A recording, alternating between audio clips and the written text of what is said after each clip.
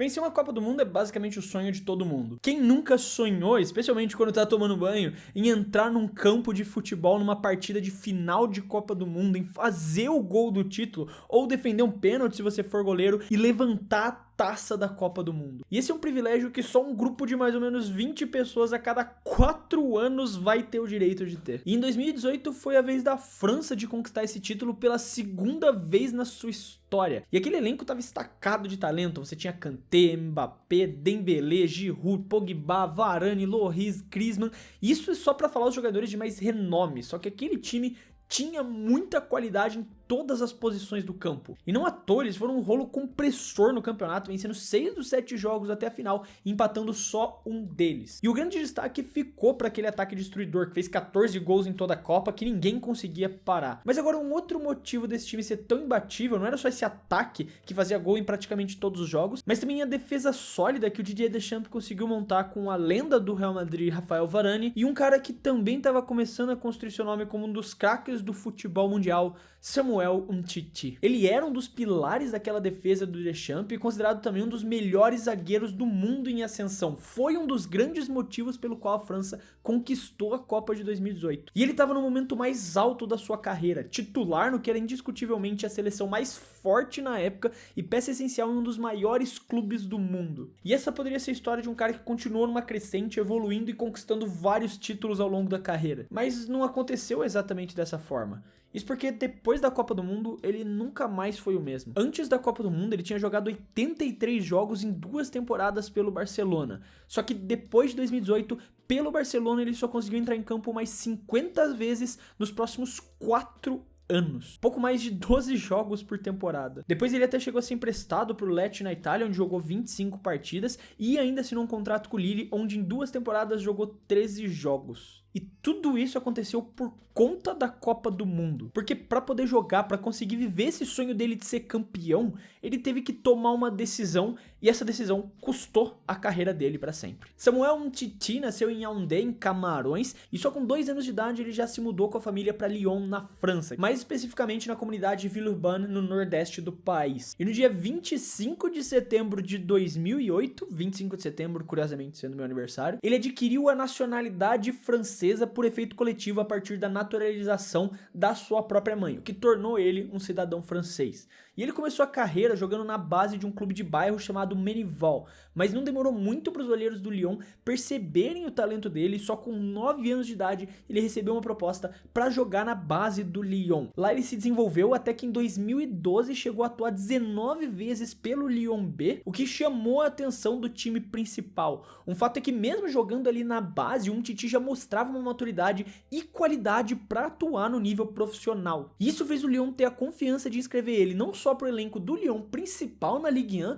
como também para o elenco do Lyon na fase de classificação da Champions League de 2011-12. E apesar de ter ficado no banco a partida inteira na vitória sobre o Rubin Kazan por 3-1 no jogo de ida da fase de playoffs da Champions, não demorou muito para ele fazer a estreia profissional pelo clube em janeiro de 2012, jogando a partida inteira na vitória por 3-1 sobre o rival local Lyon do Cher na Copa da França. E 6 dias depois, ele fez a estreia na Ligue 1 numa derrota de 1-0 fora de casa para o Montpellier. E nessa temporada de estreia pelo Lyon, ele não conseguiu de fato se tornar um titular, mas ainda era um jogador que entrava com frequência, fazendo ao todo 18 jogos em todas as competições e ajudando o Lyon a conquistar o título da Copa da França. Já na temporada 2012 e 2013, ele se tornou mais regular da equipe principal do Lyon, marcando seu primeiro gol pela equipe em janeiro de 2013 contra o Troyes, numa vitória por 2-1 fora de casa, e somou ao todo 32 partidas pelo clube na temporada, o que foi suficiente para ajudar eles a ficarem em terceiro lugar e conseguir uma vaga na Champions League. E em pouco tempo ele já conseguiu conquistar essa vaga de titular, se tornando uma das peças principais e um dos pilares defensivos do Lyon. Jogando ao todo pelo clube 170 partidas em 5 anos e também ajudando com 5 gols e 3 assistências, e curiosamente levando apenas um cartão vermelho em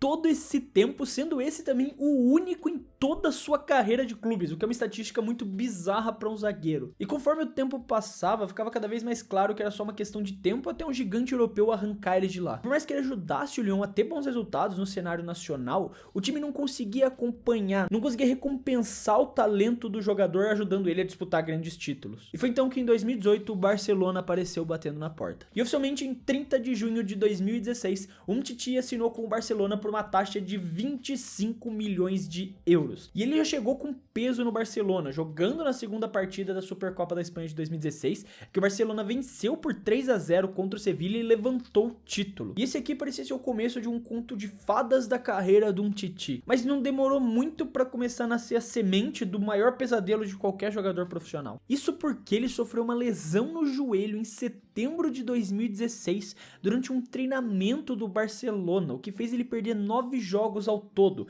sendo um deles um jogo importante em La Liga contra o Atlético de Madrid.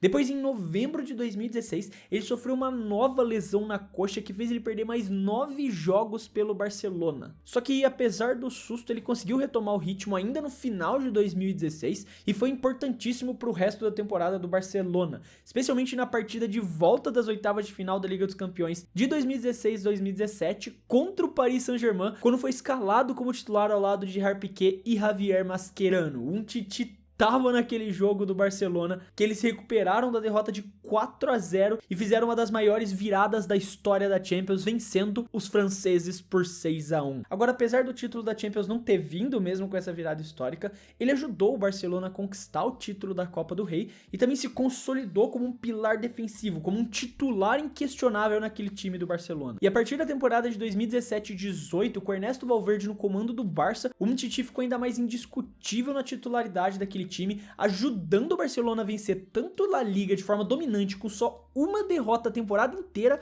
quanto a Copa do Rei, aparecendo ao todo em 40 jogos na temporada, o que rendeu para ele constantes convocações para a seleção francesa, inclusive para a Copa de 2018. E a seleção da França na época era a mais forte do mundo, a grande favorita para ser campeã em 2018. Todo jogador francês queria estar naquele elenco porque eles sabiam que tinha uma possibilidade real deles realizarem esse sonho de ser campeão da Copa do Mundo. Qualquer um desses jogadores estavam dispostos a trocar qualquer coisa para fazer parte desse time.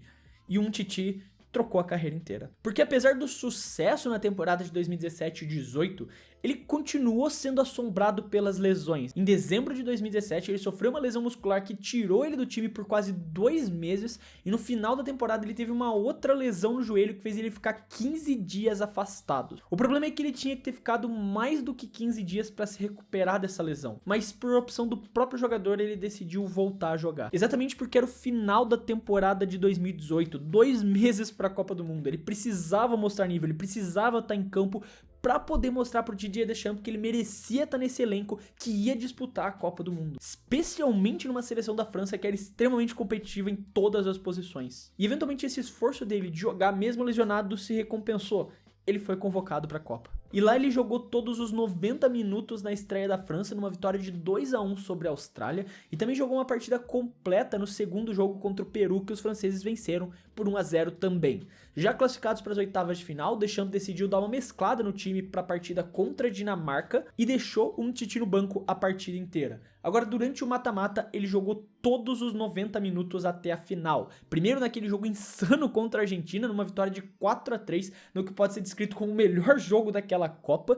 Depois na vitória de 2-0 sobre o Uruguai nas quartas. E na semifinal, naquele jogo extremamente difícil contra a Bélgica, truncado, com chance dos dois lados vencerem a partida, mas parecia que ninguém conseguia marcar. O tempo ia passando, a bola não entrava de jeito nenhum, até que no minuto 51 da partida, num escanteio para a França, um Titi subiu e cabeceou essa bola pro fundo do gol, classificando a França para a final da Copa do Mundo. Ele não era só parte da seleção da França, de uma das mais fortes da história, sendo titular indiscutível, como também foi o herói que fez o gol que classificou a França para a final de uma Copa do Mundo. O cara tava vivendo o sonho. E na final contra a Croácia, o jogo até ficou apertado no placar, pelo menos durante o primeiro tempo, mas depois que a França disparou abrindo 4-1, ali já era uma certeza do título. Mesmo com a Croácia diminuindo no minuto 69, não adiantou muito, a França era campeã do mundo. Um Titi tinha realizado o sonho de todas as crianças do mundo, porque ele não só levantou o troféu de campeão, como também fez gol que garantiu a vaga para a final. Não tinha como melhorar. E,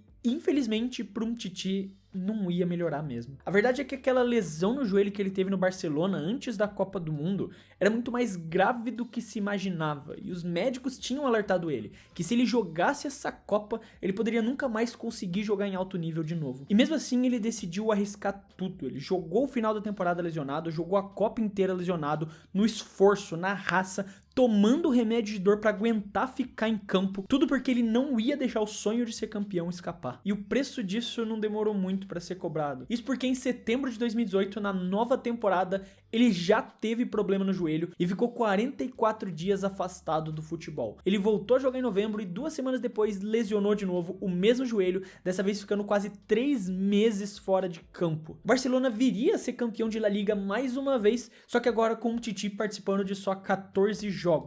O máximo que ele jogaria pelo clube em La Liga pelo resto da sua carreira. Em 2019-20, mais uma série de lesões impediu ele de ter sequência, fazendo só 13 jogos na Liga e 18 ao todo na temporada, e a mesma coisa em 2020-21, onde ele conseguiu entrar em campo só 16 vezes em toda a temporada. O fundo do poço viria em 2021-22, onde uma série de lesões no joelho, uma fratura no pé e até ter pego Covid tiraram ele de campo por basicamente toda a temporada, jogando só uma partida pelo Barcelona. E buscando tentar encontrar mais tempo em campo, em agosto de 2022 ele se transferiu para o Lecce, recém-promovido para a Série A italiana, no empréstimo de uma temporada sem opção de compra. O Barça ainda queria o Umtiti, sabia do potencial dele, e talvez com ritmo, com minutos em campo, ele pudesse reencontrar o futebol dele, quem sabe ele não voltaria a ser aquele Umtiti que um dia ele já foi. E ele estreou no Lecce no dia 9 de outubro de 2022, sendo titular e jogando todos os 90 minutos completos na derrota de 2-1 para Roma. E ele vinha fazendo bons jogos até que em dezembro ele teve mais uma lesão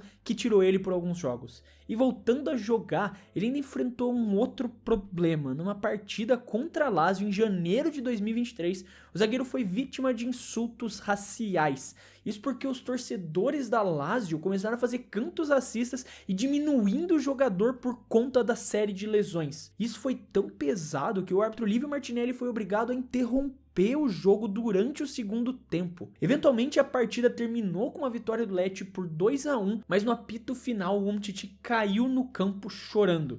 Ninguém conseguia entender, ninguém conseguia saber o peso e a dor que ele vinha carregando nesses últimos anos com tudo o que estava acontecendo. No final das contas, ele atuou 24 vezes pelo Lecce na temporada, ajudando o clube a evitar o rebaixamento. Porém, o Barça, por outro lado, não se impressionou com essas atuações e decidiu encerrar o contrato dele no dia 30 de junho de 2023. Um mês depois, ele anunciou que fecharia com o Lille para voltar a jogar no seu país, mas jogar talvez seja uma palavra muito forte, já que ao longo das 2 temporadas pelo clube francês, o tempo fora de campo, se recuperando de lesões no joelho, totalizaram 452 dias afastado. O que significa que em 2 temporadas completas pelo Lille, ele jogou 13 partidas. Até que no dia 15 de setembro de 2025, ele postou um vídeo nas suas redes sociais, oficialmente anunciando a sua aposentadoria do futebol com a seguinte mensagem: depois de uma carreira intensa com altos e baixos, chegou a hora de me despedir. Dei tudo de mim com paixão e não me arrependo de nada. Gostaria de agradecer a todos os clubes, presidentes, treinadores e jogadores com quem pude trabalhar. O Samuel Umtiti é um daqueles casos raros no futebol.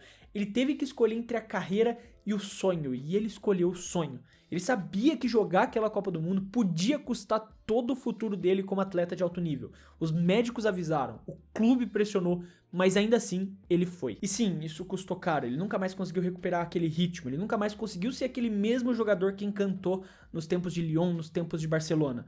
Mas por outro lado, ele também nunca mais precisou sonhar com o título da Copa do Mundo, porque ele viveu esse sonho, ele marcou um gol na semifinal que levou o país dele até a final da Copa, ele levantou a taça. Se ele não tivesse jogado essa final, ele teria vivido o resto da vida inteira com aquele "e se" na cabeça. E no final das contas, como ele mesmo disse, ele não se arrepende. Ele trocou a carreira dele pela Copa do Mundo e fez isso conscientemente. Ele realizou o sonho da vida dele e isso ninguém nunca vai poder tirar dele. Mas aí tá, o que aconteceu com o Titi, o jogador que trocou a carreira por uma Copa do Mundo? Eu quero saber a sua opinião aqui nos comentários. Você tomaria a mesma decisão que ele? Você trocaria sua carreira inteira por um título de Copa do Mundo? Escreve aí nos comentários que eu quero saber o que você tem a dizer. Lembrando aqui também que se você gostou do vídeo e quiser ajudar o Clube do Fute, você pode fazer isso se inscrevendo no canal, porque ajuda muita gente a poder continuar produzindo todos esses vídeos aqui pra vocês. Quero deixar um abraço pra você que ficou até aqui e até o próximo vídeo.